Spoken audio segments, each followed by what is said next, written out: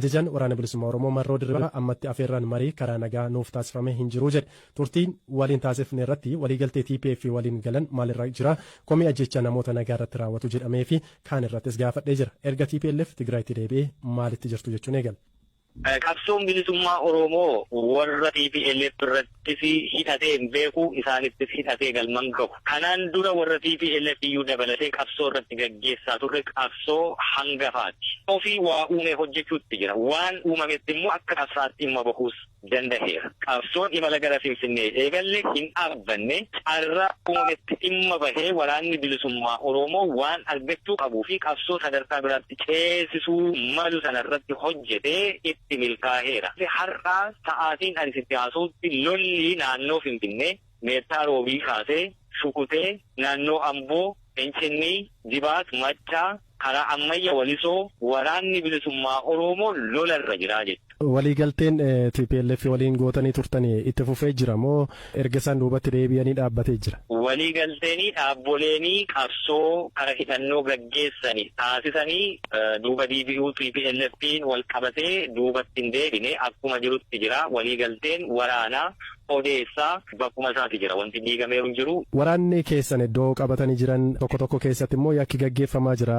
Fakkeenyaaf namoota nagaa ukkaamsanii maallaqa gaafachuu kan jedhu akka godinaalee Horroo Guduruufaa keessatti komiiwwan gurguddaa ka'anii fi dhimma kana quba qabda. Sabni Oromoo maqaa qabsoo bilisummaa Oromootiin baduurraa waraanni bilisummaa Oromoo qabsoo bilisummaa Oromoo gaggeessu baduutu irra filadhaan. Himannaaleen akkasii iddoo irratti ka'an kana keessatti sochiin gama mootummaa abbaa irree sochiin akkasumas immoo bataraanummaa fi naannoo sanatti qawween akka barbaadame argamu akkasumas immoo sochii daangaa kutaa naannoo Amaaraa waliin wal qabatee jirurraa humni faannoo jedhamu kallattii sana irratti ce'ee uummata irratti saamicha gaggeessuu fi uummanni naannoo sanaa miidhaa irra jiraachuun dhoksaa tokkoyyuu hin qabu. Waraanni keenya naamusa mataasaa danda'e gubbaa hanga boodaatti to'annaa qaba. Kana keessaa fedhii bu'aa akkasumas humnoota finxaaleeyyii gama kaabaarraa dhufanii fi akkasumas mootummaa abbaa irree naannoo adda addaatti gadhiisee deemurra qawween bakkoota adda addaatti harka namoota hin mallee fi saamicha rakkoo adda addaa uummatarraan gahanii harka galuu kun hundumti wal qabatee uummati kun miidhaan irra ga'eera. Wanti diina jirruu fi kun ofii rakkoo qabayyuu yoo ta'e qabsoo nuti gaggeessinuufiyyuu hin jirtu. Haalli kun nu keessaas rakkootu jira yoo ta'e sirreessuuf dirqama itti qabna.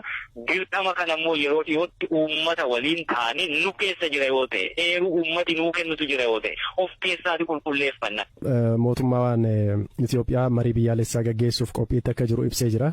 Dhaabni keessanis torbanoota darbe keessa ibsaa baasee ture qabxiilee muraasa ibsuutiin karaa nagaatiin akka xumuramuudhaatiif haasaan jiradhanii kanneen kaasanne jiru. Dhimma kan akkamittiin jirtu mee?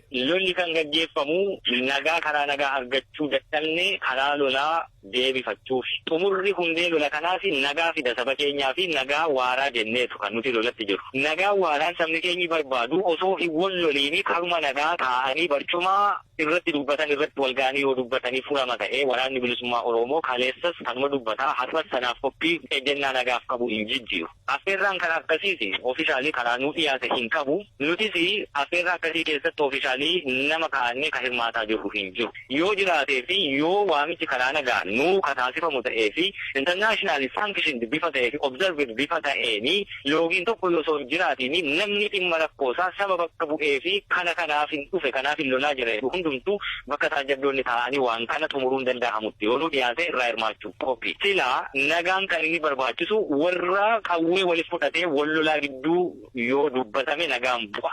Gama Ameerikaatiin rakkoon kun karaa nagaa akka furamu ni amanamaa. Gama TPLF wajjiniitiinis akka hiikamu hojjechaa turani. Tarii odeessa wal jijjiirtu TPLF waliitiin dhimma kanarratti wanti waliin dubbattanii beektan hin jiru? Mee ammatti namoonni waliin dubbanne jiraachuu malu kana siin jedhutti hin danda'u. Ammatti waan dheedhii ta'e odeessa wal jijjiiruun odeessa akkamitti ta'een akkamitti keessaa baanaan inni kun odeessa keessoo waraanaati. Namoota bakka buufanne dubbisan hin dubbisne ka jedhu dheedhiidha ammatti si himuu hin danda'u. Kabajamtoota